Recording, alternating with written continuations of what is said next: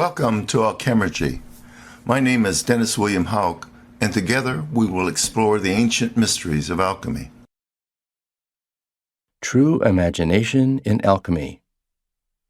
Dennis Hauck, Frc Phd.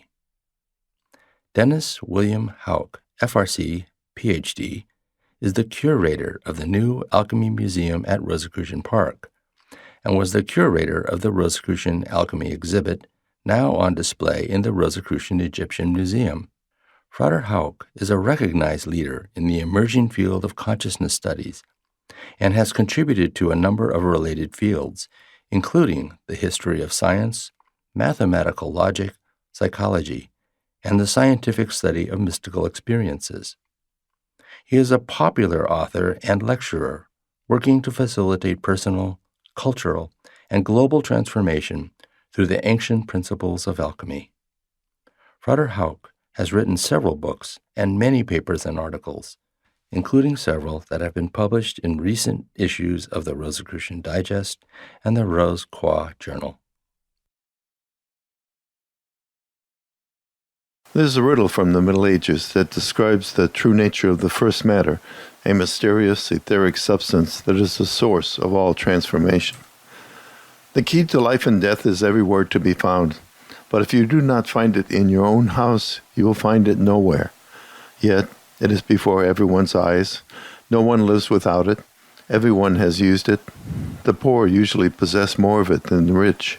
Children play with it in the streets. The meek and uneducated esteem it highly, but the privileged and learned often throw it away.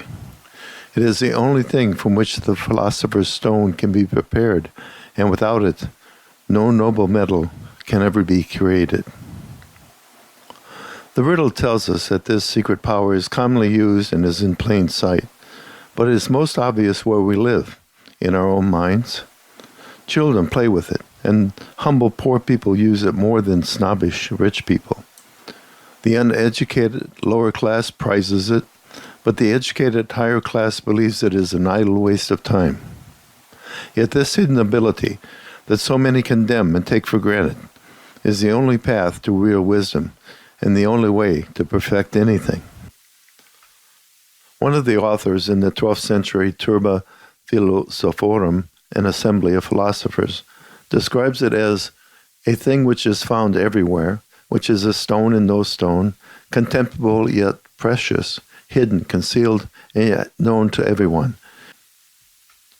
It is a thing stronger and more sublime than all other things.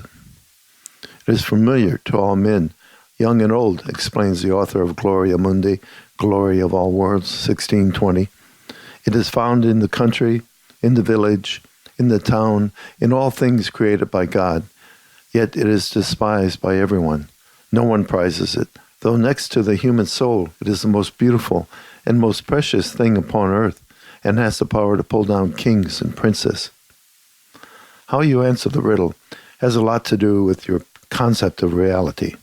Where do you draw the line at what is real? Your fantasies, your dreams, your thoughts, your soul, matter, is that real? According to Hermetic philosophy, everything is real. Everything we perceive is part of the same one thing, and the spectrum of our awareness is determined by the light of the one mind.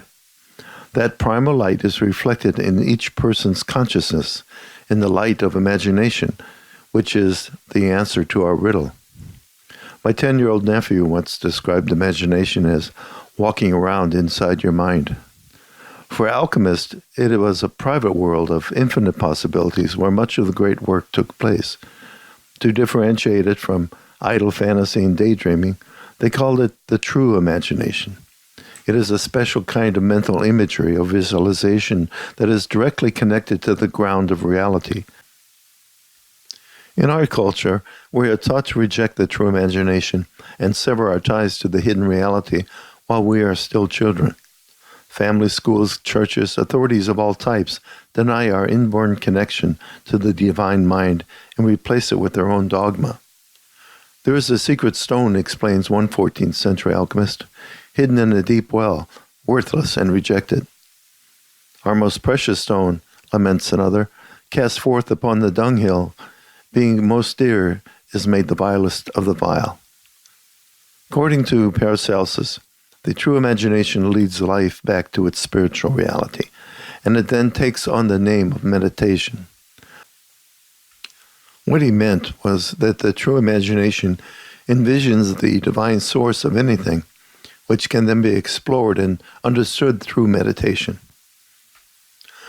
The meditative method used by alchemists consisted of prolonged and silent invocation of divine powers. Sometimes a person's inner angel or higher self was invoked. In their meditations, they were looking for an angelic ray that unites the world of forms with the divine ideals that are the source of everything. The author of Rosarium 1550 describes a special kind of alchemical meditation. Take care that your door is well and firmly closed, so that he who is within cannot escape, and, God willing, you will reach the goal.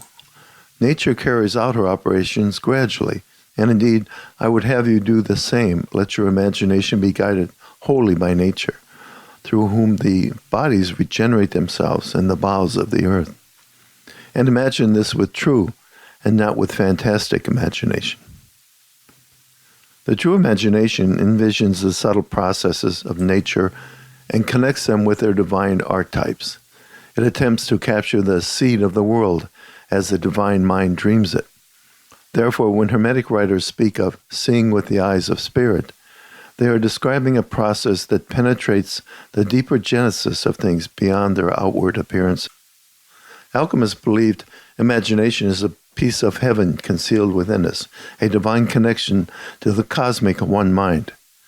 If you look up the definition of imagination in Martin Urlandus's Lexicon of Alchemy 1612, you will find it defined as the star in man, a celestial or super-celestial body.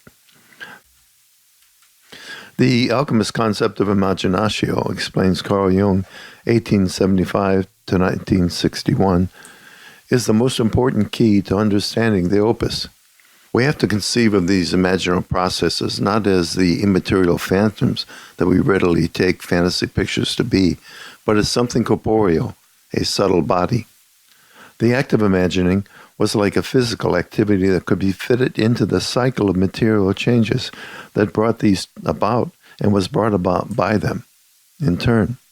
The alchemist related himself not only to the unconscious, but directly to the very substance that he hoped to transform through the power of imagination. The act of imagining is therefore a concentrated extract of life forces, a hybrid of the physical and psychic.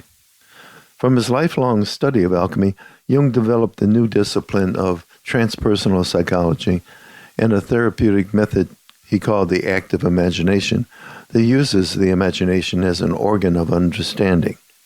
The technique allows unconscious issues and deeper feelings to act themselves out in visualizations that often involve conversations with imaginal figures, such as one of Jung's guides, Philemon. Active imagination can also be practiced by automatic writing or artistic endeavors like painting, sculpting, music, and dance. The method opens a channel of communication between conscious and unconscious parts of a person's psyche, and also between the personal level and the collective unconscious. Active imagination demonstrates the reality of pre-existing images in the human psyche corresponding to external events and objects. Surprisingly, this concept is a basic principle in the philosophy of science. Galileo, Francis Bacon, Giordano Bruno, Johannes Kepler, Isaac Newton, Carl Leibniz all spoke of primordial images that are pre-existent in the human soul and can be perceived through the innate instinct of imagination. Quantum physicist Wolfgang Pauli, 1900 to 1958, explained how these images are the source of scientific insight. When one analyzes the preconscious steps to true concepts, one always finds ideas which consist of symbolic images. These inner pictures are produced by an instinct to imagining and are shared by different individuals independently. Out of these archaic images grow rational concepts. Albert Einstein, 1879 to 1955, used the true imagination to see himself riding on a light beam through the cosmos, and he returned from this journey with the theory of relativity. Like the alchemist, he paid homage to the power of this divine gift. Imagination is more important than knowledge, for knowledge is limited to what we now know and understand, while imagination embraces the entire universe and all there ever will be to know and understand.